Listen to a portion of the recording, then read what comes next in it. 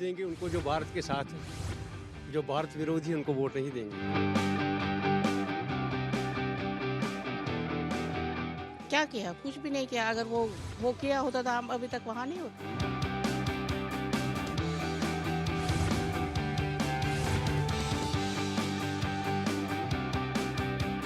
नमस्कार, मैं हूं अजय जंडियाल और इंडिया न्यूज के खास शो क्या चल रहा में आप सभी का स्वागत। आज इस शो में हम बात करेंगे कश्मीरी पंडित समाज के उन लोगों से जो अनंतनाग और कश्मीर की तमाम पार्लियामेंट्री कॉन्स्टिट्यूंसी में अपने वोटों का इस्तेमाल करके अपने नुमाइंदे को चुनने वाले हैं। 1947 में जब पाकिस्तानी सेना और कबायलियों ने हमला किया और पहले कश्मीरी पंडित हरिराम की हत्या की, तब से लेकर आज तक ये समुदाय जो है वो लगातार पलायन का दर्द झेल रहा है। लगातार उस दर्द में है कि आखिरकार वो क्या अपने वापस घरों में पहुंच पाएगा, अपने जो प्राचीन उनके मकान थे, आशियाने थे, उनको वापस सजो पाएगा कि नहीं। क्या इतने सालों के बाद इनके दिलों में बदला है और क्या सोचकर इस बार वो चुनावों में अपने मत का इस्तेमाल करने वाले हैं, आइए जानते हैं इन्हीं लोगों से। क्या चल रहा है कि सफर में हम पहुंचे हैं पुरखू कैंप में। जी हाँ, ये वो कश्मीरी पंडितों का कैंप है जहां पिछले कई सालों से कश्मीरी पंडित समाज के लोग जो हैं वो रह रहे हैं। आप देखेंगे ये वो एकोमोडेशंस हैं जो पिछले कुछ सालों में यहाँ सरकार ने इन कश्मीरी पंडित समाज के लोगों को रहने को दी, जिसमें एक बेडरूम का एक घर बनाया गया और इसमें उन परिवारों को रहने के लिए जो है आशियाना देने के प्रयास किए गए। मगर क्या वो काफ़ी थे? आप देखेंगे जब ये इस समाज के लोगों को आप देखें तो यहाँ अपने इन क्वार्टर्स के अंदर ही इनको कहीं ना कहीं बाधित रहना पड़ता है। वजह क्योंकि यहाँ पर जो इलाका है ये पूरा इलाका एक रिस्ट्रिक्टेड है और ख़ासतौर पे जब कश्मीरी समाज के लोगों को पिछले कुछ समय में टारगेट किया जाने लगा तो इनके लिए मुश्किलें बेहद बढ़ गई। यहाँ कुछ लोग जो हैं इकट्ठा हुए हैं, उन्हीं के पास चलते हैं और उनसे जानते हैं कि आखिरकार ये जो समाज है ये पिछले इतने दशकों से 35 साल से किस तरह से रह रहा है। आप एक तस्वीर पहले इन क्वार्टर्स की भी देखिएगा, क्योंकि इनकी हालत लगातार जर्जर होती जा रही है। कभी छत गिरता है, कभी प्लास्टर गिरता है और कभी ईंट पत्थर गिरते हैं, तो इस चीज़ की आशंका रहती है कि कब उनके बच्चे या कोई बुजुर्ग यहाँ पे अगर बैठे हैं तो उनकी जान को खतरा रहेगा। इन्हीं लोगों से जानते हैं कि आखिरकार ये लोग इतने सालों की जद्दोजहद के बाद आखिरकार इस बार चुनावों में क्या सोचते हैं, क्या इनको सरकारों ने हल दिए या नहीं। आपसे जानना चाहूँगा, 90 के दशक में जब कश्मीर में रहते थे तो उस वक्त कैसे थे हालात, वहाँ से कैसे आए और उसके बाद जब यहाँ पहुँचे उसके बाद ज़िंदगी बदली या ठहर गई? जब हम वहाँ से भाग कर आए, क्यों आए भाग कर? क्योंकि उन्होंने हिंदुओं को मारना शुरू किया और नहरें भी दे दिए अपोजिट। हम क्या चाहते हैं? आज़ादी। पंडित भागो, बहुत बहुत मैं वो लफ्ज़ इस्तेमाल नहीं कर चाहता हूँ, इसलिए हम रात के वक्त भाग गए। क्योंकि जब ये सर्वानंद, मैं अपने इलाके का बात कर रहा हूँ कि जब प्रेमनाथ ये वो एक बुज़ुर्ग था, उसको मारा, उसने कहा कि मैं बेटा, उसका बेटा था, वो आया, मैं भी इसके साथ आऊँगा, उसको भी मार दिया। और उधर एक अनंतनाग में एक पुल है, उसी के नीचे वो लटक कर है। तो हम बहुत घबरा गए, तो हम यहाँ आए। और 90 से हम पहले टेंटों में भी हम बहुत मुश्किल से गुजारा करते हैं। टेंट है एक, बंजे है 5-7, बहू भी वहीं और बीवी भी वहीं, सब कुछ वहीं, पढ़ाई भी वहीं। फिर 7-8 साल हम टेंट में रह गए। फिर हमको वहाँ एक कमरा दे दिया। हम उधमपुर में पहले थे माइग्रेंट, एक कमरा दे दिया, वही 5-6 फैमिलियाँ।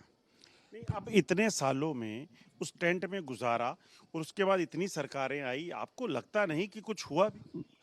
कुछ नहीं हुआ। हमारी मांग थी हमको परमानेंट रिहेबिलिटेशन दे दो, कहाँ है? ना हम वहाँ के हैं ना हम यहाँ के हैं। हम माइग्रेंट, नाम भी है हमको माइग्रेंट, हालांकि हम अपने ही मुल्क में, अपने ही स्टेट में माइग्रेंट है। तो कोई मसला हल नहीं हुआ।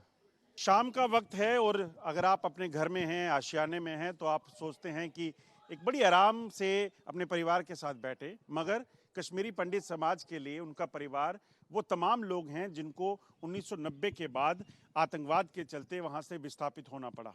आप देखेंगे एक कमरे के इस सेट में जहाँ वो रहते हैं, उसी के बाहर इसी तरह से वो अपने उस पूरे समाज के साथ एकजुट होकर रहते हैं ताकि उनका कल्चर जिंदा रहे और वो अपने उस दिन का इंतज़ार कर रहे हैं जब वो वापस अपने आशियानों में जा सकें। मैम, कितने साल हो गए यहाँ पर और किस हालात में अभी भी ज़िंदगी निकल रही है? किस हालात में, ऐसे आप खुद देख रहे हो क्या हुआ है यहाँ पर। फिर भी हम एक ही कमरे में, कितने सालों से? हम तो अब तो हो गए 32 साल। क्या लग रहा है जब यहाँ जैसे अब चुनाव भी हैं तो चुनावों में नेता आपके पास आते होंगे प्रचार करने, क्या कहते हैं, तब क्या कहते हैं और होता क्या है? तब तो बहुत कुछ कहते हैं, फिर उसके बाद कुछ नहीं करते हैं। तो इस बार हम भी इस बार हम अपना ये कश्मीरी पंडित भाई दिलीप कुमार बंटा साहब देंगे, इन्हीं को वोट देखेंगे। पिछली बार किसको दिया? पिछली बार पता नहीं कौन उठा था। नहीं, जो सरकारें पहले रही उन्होंने कुछ किया आपके लिए? कहते हैं आपको वापस जो है वापस कश्मीर ले जाएंगे आपके घरों में। क्या किया? कुछ भी नहीं किया। अगर वो किया होता तो हम अभी तक वहाँ नहीं होते। कुछ भी नहीं किया। बच्चे पूछते हैं घर के बारे में, वहाँ कैसा था? हैं वो तो है ही भैया, पूछते हैं हमारा कश्मीर कैसा था, बोलते हैं वो, हम उनको दिखाना चाहते हैं। आस है कोई वापस जा पाएंगे? क्या पता क्या बोलेंगे। जब लेंगे तो हाँ जाएंगे, क्यों नहीं जाएंगे। उम्मीद तो है जाएंगे, उम्मीद तो है अभी भी। उम्मीद है बिल्कुल। कई ऐसे होंगे परिवार के जो लोग नहीं रहे, बुजुर्ग जो चाहते थे कि अपना घर देखें। बुजुर्ग तो सारे गुजर गए हैं। अब तो छोटे छोटे बच्चे, उन्हें बहुत मुश्किल से ज़िंदगी गुजारी है। अब वो बोलते हैं ना कश्मीर जाएंगे, कश्मीर अगर मतलब उनकी इच्छा होगी तो हम जाएंगे। तो कभी इस बार जब चुनाव होंगे तो जब चुनावों में मुद्दे क्या हैं, जो मुद्दे आपके जिसको लेकर आप सोच रहे हैं कि आप वोट डालेंगे, क्या मसले क्या हैं आपके? हमें तो घर जाना ही है, इधर तो बहुत मुश्किल है। जो कश्मीर ले जाएगा? हाँ, अगर ले जाएंगे तो जाएंगे, क्यों नहीं जाएंगे। उम्मीद है किसी सरकार पे? हाँ, वो मैं कैसे बता सकूं। मोदी पे हाँ। बिल्कुल मोदी जी पे भरोसा है, 100% मोदी जी पे भरोसा है। मगर करेंगे कुछ तो पता चलेगा। उन्होंने इतना किया, क्या पता हमारे लिए भी सोच रहेंगे कुछ ना कुछ। मोदी है तो मुमकिन है।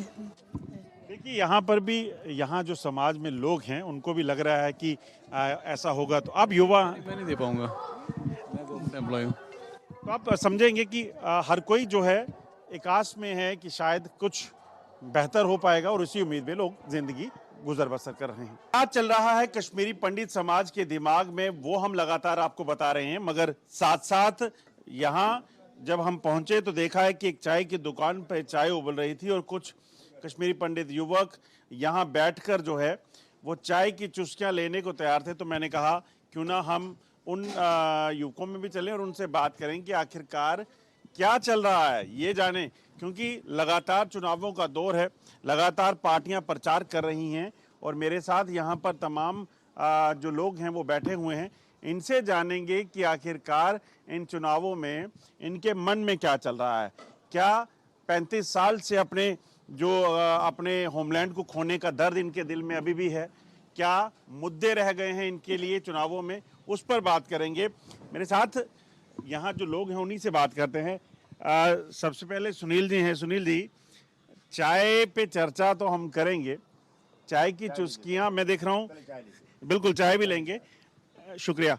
कश्मीर से कहवा, कश्मीर से कश्मीर चाय, शीर चाय जो है छोड़कर अब ये जो चाय देश भर में ज़्यादा पसंद की जाती है, पी जाती है, कल्चर से बिल्कुल टूट गए, हट गए।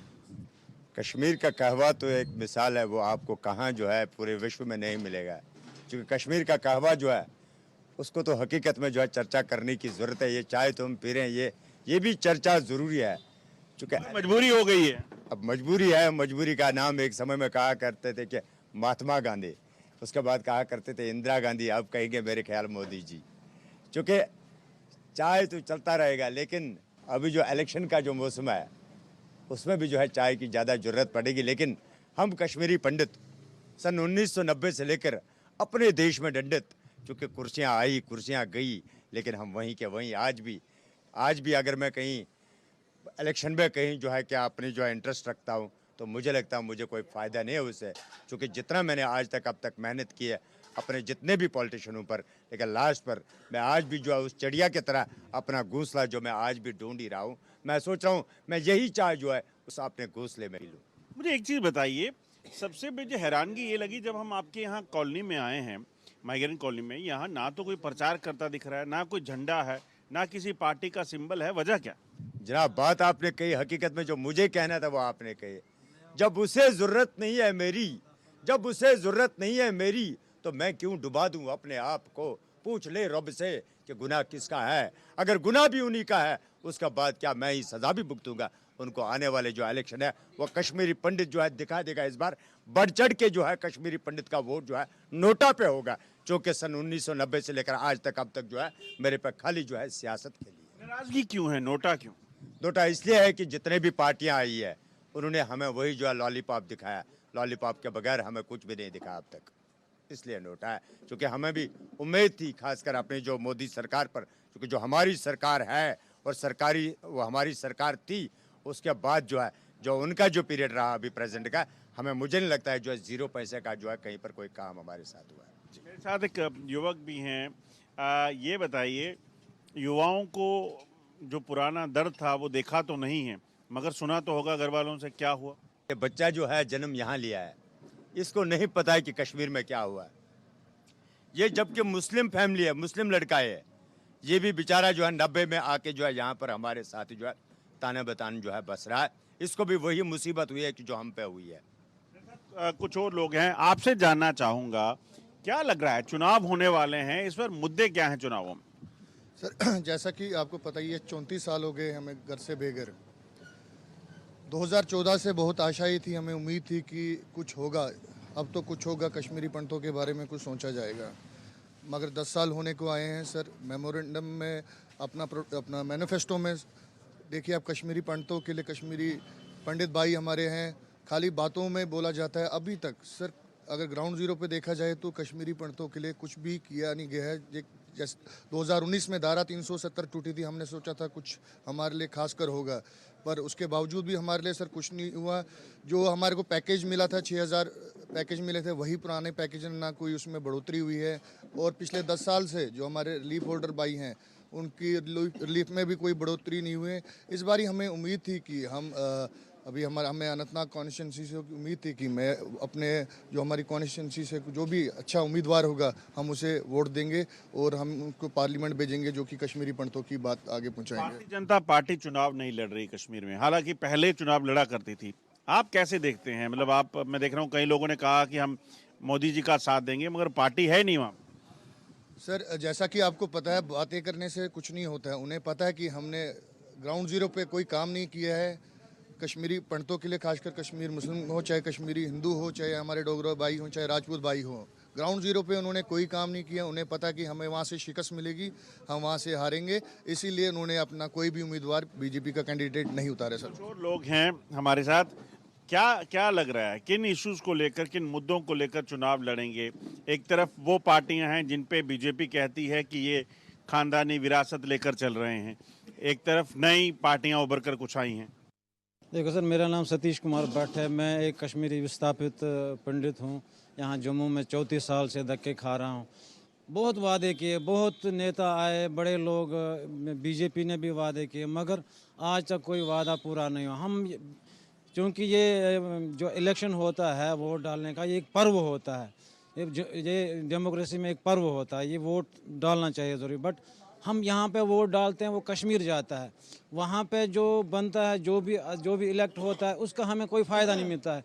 जैसे कोई महाराष्ट्र इधर आता है, वो यहाँ पे वोट कास्ट करता है, उसको पता है मेरे गांव में विकास होगा, मेरे गांव में सड़कें बनेगी, और हमारे लिए कुछ नहीं, हम तो वहाँ जाते भी नहीं, हम वहाँ जा भी नहीं सकते हैं। हम रहते हैं कैंप्स में, जम्मू में या कहीं और जो नुमाइंदा है वो कश्मीर के अनंतनाग में, सेंट्रल कश्मीर से या फिर बारामूला से होगा। इसलिए जो वो काम करेगा उसका फ़ायदा इनको नहीं मिलेगा, मगर इनके वोट का फ़ायदा उसको ज़रूर मिलेगा। तो इसलिए इनके बारे में शायद कोई ज़्यादा गौर से सोचता नहीं है। जम्मू कश्मीर की 3 सीटों पर चुनाव होना बाकी हैं, क्योंकि पहले 2 चरणों में उधमपुर और जम्मू पार्लियामेंट्री कॉन्स्टिट्यूंसी सीट जो थी उस पर चुनाव हो गए हैं, और जो 3 सीटें बाकी हैं उसमें लगभग 1.25 लाख के करीब जो हैं वो कश्मीरी पंडित वोटर हैं, जिसमें अनंतनाग जो कॉन्स्टिट्यूंसी है उसमें 35,000 के करीब है, और इसी तरह से अलग अलग कॉन्स्टिट्यूंसीज में अलग अलग कश्मीरी पंडित वोटर हैं जो एक अच्छा बड़ा रोल जो है वो प्ले कर सकते हैं, क्योंकि सबसे ज़्यादा पोलिंग जो है इनकी होती है। आप देखेंगे हम इस समय पहुंचे हैं जगती में, और इन कश्मीरी पंडितों को जब 90 के दशक में पलायन हुए तो इन कश्मीरी पंडित माइग्रेंट्स को जो हैं अलग अलग जगहों पर बसाया गया था। जैसे ये जगती कॉलोनी बनी, इसी तरह से पुरखू, इसी तरह से अलग अलग इलाकों में, अलग अलग कॉलोनियों में इनको रखा गया, और तब से लेकर ये लोग जो हैं विस्थापन के दर्द के साथ इन इलाकों में, इन क्वार्टर्स में जो है वो रहते हैं। और क्या इनके मन में चल रहा है कि चुनावों में क्या इस तरह से अपना नुमाइंदा चुनेंगे, और क्या 10 सालों में जो इनके लिए काम हुए वो काफ़ी थे? लगता है कि नहीं, कुछ ऐसा होना चाहिए जो इनके लिए और बेहतर करे। इस पर बात है तो आइए चलते हैं इन्हीं के बीच में। पिछले 35 सालों से विस्थापन का दर्द झेल रहे कश्मीरी पंडित आखिरकार इस चीज़ ख्याल में है कि कब तक उनकी वापसी सही मायने में अपने जो होमलैंड है, जिसे वो होमलैंड कहते हैं कश्मीर, जहाँ पे वो पैदा हुए, जहाँ उनकी विरासत है, सब कुछ है, वहाँ पहुँचेंगे। मेरे साथ कुछ और लोग हैं, उनसे जानते हैं क्या लगता है। होमलैंड की मांग तो की जा रही है, सरकार से बात होती रहती है आप लोगों की, क्या लगता है कहाँ बात बन पाएगी? क्योंकि ये जो नए चुनाव हो रहे हैं उसके बाद होप्स कहाँ आ जाती हैं? देखिए, अभी ये 34 साल हो गए हमें यहाँ पर एग्ज़ाइल में। जब हम घर से निकल कर गए हमने सोचा था कोई 5-6 महीने 7 महीने के बाद वापस आना, लेकिन आज 34वां साल चल रहा है। ये बहुत बड़ा समय अंतर होता है। तो भगवान श्री राम को खाली 14 साल वनवास देखना पड़ा, लेकिन इस कश्मीरी पंडित को जो एक छोटा सा समुदाय है जो शांति में यकीन रखता है, एजुकेशन में ये यकीन रखता है, इसमें कोई क्राइम नहीं। आपको देखो 100% लिटरेट कम्युनिटी है, तो देशभक्त है, नेशनलिस्ट है। तो बार बार हमने अपने देश के प्रति इंटरनेशनल लेवल पर भी दिखाया किन स्थितियों से हमें पाकिस्तान स्पॉन्सर टेररिज्म जो वहाँ कश्मीर में चल रहा है उसकी वजह से हमने कश्मीर से भागकर आना पड़ा। तो अब की बार अब चाहते हैं हम कि 34 साल एक बहुत बड़े समय होता है, तो गवर्नमेंट कुछ ऐसे कदम उठाए कि हमें वहाँ पर ले जाए, हमारी रिहैबिलिटेशन हो, और जो 34 साल में हमने खोया, चाहे वो आप खेत की बात करें या जो कुछ हमारे पास वहाँ था उसका कंपनसेशन मिलना चाहिए। और कश्मीरी पंडित किस तरह कश्मीरी पंडित को फिर से वहाँ पर रिहैबिलिटेट करे, ये समझ में ये में ध्यान सरकार को रखना चाहिए कि 800 साल से कश्मीरी पंडित दर पर दर की ठोकर खा रहा है। पहली बार हम ये विस्थापित नहीं हो 800 साल से, लेकिन अब की बार जब हम रिहैबिलिटेशन चाहते हैं, हम चाहते हैं कि कश्मीरी पंडित लीडरों के साथ, ये गवर्नमेंट हमारे लीडरों के साथ बैठे, और ये जो रिवर्स एक्सोडस नहीं होना चाहिए। अब के बाद जो हम रिहैबिलिटेट होना चाहते हैं वो परमानेंट होना चाहिए, कि अन्यथा कल को और फिर दहशतगर्दी बढ़ जाए, फिर वापस आना वो हमें उम्मीद किस पे?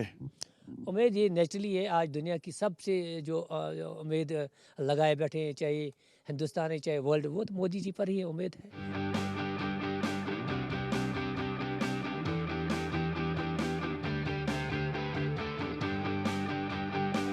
जब भी आप किसी कश्मीरी कॉलोनी में जाएंगे तो वहाँ आपको आसपास कुछ मिले ना मिले, मगर अपने कल्चर को ज़िंदा रखने के लिए, अपनी जो विरासती खाने पीने की चीज़ों को ज़िंदा रखने के लिए वो ज़रूर कोशिशें करते हैं। तो जब हम यहाँ माइग्रेंट कॉलोनी जगती में पहुँचे तो यहाँ आप देखें एक दुकान मिली है बेकरी की। ये वो आम बेकरी नहीं है जो शायद आपको देश के किसी भी हिस्से में मिल जाए। ये कुछ अलग चीज़ें हैं जो सिर्फ कश्मीरी समाज के लोगों को ज़्यादातर पसंद होती है। पहले मैं दिखाने की कोशिश करता हूँ कि आप देखिए ये तमाम चीज़ें हैं, और ये क्या क्या हैं वो इन्हीं से जानेंगे, क्योंकि जैसा मैंने बताया कि शायद हर किसी को ये चीज़ें पता ना हो क्या है। मेरे साथ सुनील जी, आप ही बताइए क्या क्या चीज़। ये कतलम है जी, कतलम है। कश्मीरी कल्चर का जो एक आइडेंटिफिकेशन है, जो हमारा फूड्स होते हैं, जो हमारा ब्रेकफास्ट होता है सुबह, वो इन्हीं चीज़ों से होता है। एक ये कतलम हो गया, दूसरा ये हो गया। मैं कैमरामैन से कहूंगा वो इस तरफ आ जाएं, वो बताते चलें। ये खटाई हो गए। ये खटाई मेहमान नवाजी से जो है कि हम पेश करते हैं, जब कोई गेस्ट आते हैं तो उनके लिए हम करते हैं। इसके ऊपर कुछ लगा हुआ है, ये क्या चीज़ है? मीठा खशखाश और जो है घी रहता है इसमें, आटा रहता है इसमें, ड्राई फ्रूट रहते हैं इसमें, और ये और एक है, इसको कहते हैं रोट। ये खासकर जब हमारे में कोई फंक्शन होती है, कोई मुहूर्त होती है, जैसे बेटी की शादी होती है, तो उसको जब जो है अपने ससुराल में जाना होता है, उसको एक रोट खबर से हम लोग कहा जाते हैं। जो एक रोट जो है, जो हमारे कल्चर जो है हम लोग जो है अपने कल्चर को जो है जिंदा रख रहे हैं अपने कश्मीरियत के हिसाब से। ये क्या चीज़ है? ये सर तेलुरु, ये तेलुरु। आप खा के देख लीजिए, चख लीजिए। इसमें तेल डला है ऊपर, अंदर इसमें घी है और काफ़ी स्वादिष्ट है। ये कोई फ्राइड नहीं है, कुछ भी नहीं है, खाली इस तंदूरी से जो है ये बन के आ जाता है। जो तंदूरा है वहाँ पर, इसमें आग लगती है, आग के अंदर जो है ये रोटी सेकते हैं। सारी चीज़ें बेक्ड हैं बिल्कुल, इसमें एक भी चीज़ जो है फ्राइड नहीं है। और एक चीज़ सर और आता है हमारे यहाँ, वो है कुलचा, जिसको हम कुलचा कहते हैं अपने कश्मीरी लैंग्वेज में। वो कुलचा जो है, आप वहाँ पर वैसे जो आप लोग जो लोकल में कहते हो उसको कुलचा, वो कुलचा नहीं होता है, वो दूसरा जो है ऐसे होता है वो भी, लेकिन बिल्कुल जो है ये सर, ये कश्मीरी कुलचा, जो कहवे के साथ एक जोड़ मिलता है इसको। जो कश्मीरी चाय जो होती है, जो चाय पर जो चर्चा चलता है, वो इन्हीं कुलचों के साथ जो है, कहवा के साथ जो है जोड़ खाते हैं। जब भी हमारे यहाँ कोई फंक्शन होती है, ये कुलचा और कहवा जो है ज़रूर चलता है। बेसिकली मेरा मकसद ये था कि आपको ये दिखाने का, हम लोग कश्मीर से तो विस्थापित हो गए सन 1990 से, लेकिन हम लोगों ने अभी तक भी जो अपनी ज़बान, अपना कल्चर, अपना जो रहन सहन है, वो नहीं छोड़ा। आप जगती में आप देख सकते हैं, बहुत रेयर केस में आपको जो है जंक फूड्स मिलेंगे, दूसरी चीज़ें मिलेंगे। मैक्सिमम आपको वही चीज़ मिलेंगी जो कश्मीरी कल्चर में जो आते हैं, खासकर जो कश्मीरी पंडित जो कल्चर में यूज़ करते थे, वही चीज़ें आपको। मतलब सरकार या जो पॉलिटिकल पार्टीज हैं वो आपको कितना क्या कर पाती हैं वो नहीं, मगर आप कर रहे हैं। वो कितना भी घुमा दें, लेकिन हमारा धर्म और कर्म है अपना कल्चर को जिंदा रखना है, क्योंकि अगर हम रखेंगे तभी हमारे बच्चे जो है कल के डेट में उस कल्चर को आगे बढ़ाएंगे, तभी हमारी जो है कश्मीरियत जो है जिंदाबाद रहेगी, और जिंदाबाद थी। इस बातचीत को आगे भी जारी रखेंगे, क्योंकि बात चुनावों की है, मगर उसके साथ साथ आपको ये भी बताना ज़रूरी है कि कश्मीरी पंडितों की जब बात हो रही है, कश्मीर की बात हो रही है, तो उनसे जुड़ी चीज़ें जो हैं वो भी आप तक ज़रूर पहुँचाएँ। बात जब कश्मीरी पंडित समुदाय की आती है तो उनकी सबसे पहली जो आस्था का केंद्र है वो माँ शिर भवानी है। और यहाँ पर आप देखेंगे, बेशक कश्मीर छोड़ना पड़ा, मगर उन्होंने यहाँ पर अपनी इष्ट देवी की जो प्राण प्रतिष्ठा करके यहाँ मंदिर बनाया। और आज भी जब भी मौका मिलता है तो ये समाज वहाँ जाकर अपनी इष्ट देवी की पूजा अर्चना में ज़रूर भाग लेता है। और यहाँ कुछ लोग मेरे साथ हैं, उनसे बात करेंगे कि आखिरकार चुनावों का दौर है, क्योंकि हम बात चुनावों को लेकर कर रहे हैं, इलेक्शन को लेकर कर रहे हैं, उन्हीं से जानते हैं। आपसे जानना चाहूँगा, चुनाव होने वाले हैं तो क्या लग रहा है, चल क्या रहा है? बढ़िया चल रहा है, जो कुछ चल रहा है बहुत जोर की पकड़ है। पकड़ तो है, मगर इस बार क्या लग रहा है, होने क्या वाला है? आप किन इश्यूज को लेकर वोट डालने वाले हैं? देखिए, हमारे इश्यूज तो बहुत सारे हैं, लेकिन हमारा एक पॉलिटिकल राइट है, हम तो इसको एक्सरसाइज करेंगे ही करेंगे। वोट देंगे उनको जो भारत के साथ है, जो भारत विरोधी है उनको वोट नहीं देंगे। आपके किस कॉन्स्टिट्यूंसी में वोट होने वाला है? अनंतनाग। अच्छा, मतलब अभी 25 तारीख को होगा, डेट चेंज। अब 25 को होगा, हाँ। तो क्या लग रहा है अनंतनाग में किस पार्टी को, किसके साथ होंगे? क्योंकि आपने कहा जो देश के साथ हैं, भारतीय जनता पार्टी वहाँ चुनाव मैदान में है नहीं, तो बाकी कौन बच जाता है? वहाँ तो अपनी पार्टी रह गई, हम अपनी पार्टी का समर्थन करेंगे दिल खोल के। वोट का हकदार तो वही है, क्योंकि वो इंडिया के साथ है, विकसित भारत के साथ है। इश्यूज क्या है? हमारा कोई, देखो हमारे जो इश्यूज है वो बच्चे को पता है, वो सारे विश्व को पता है, लेकिन पहल किसी की ओर से नहीं है, ना हमारी ओर से ना उनकी ओर से है। तो कोई सुना, मतलब मैनिफेस्टो में किसी ने रखा है इसको? किसी पार्टी ने नहीं रखा है। अफसोस होता है इस चीज को? नहीं, खुशी होती है, खुशी होती है। देखिए, राइट टू लाइफ हमारा है ही नहीं। ये पिछले 34 साल से हमारा जो राइट टू लाइफ है इसे ख़त्म कर दिया गया है, लेकिन राइट टू वोट है। अब बाहर में जाइए, हमारी जिंदगी जिंदा रहे ना रहे जो भी है, लेकिन वोट का अधिकार तो है ना हमारे पास। बाकी चीज़ों क्या करना है, राइट टू प्रॉपर्टी है, राइट टू लाइफ है, राइट टू एजुकेशन है, ये सब अगर हमारे पास नहीं है तो राइट टू वोट है, डेमोक्रेटिक राइट है हमारा। लगता है 34 साल हो गए कश्मीर छोड़े हुए, अब वहाँ जो वापस पहुँचने की, जाने की जो इच्छा थी, कहीं तो बेचारे शायद इस आस में यहाँ दुनिया से चले गए होंगे। क्या बोलना है, क्या लग रहा है कि चुनाव होने वाले हैं, आपका जो मुद्दा है 34 साल के बाद भी किसी पार्टी पर आस है, किसी पर? बस यही है कि जो वहाँ है जिसने इसके साथ ये समर्थन किया है उसी को वोट डालेंगे, अपनी पार्टी को। मोदी जी पर कितना भरोसा है? मोदी जी पर भरोसा है, उसने तमाम सब कुछ ठीक किया, उस पर भरोसा है, उसने इंडिया को बनाया, अच्छा बनाया।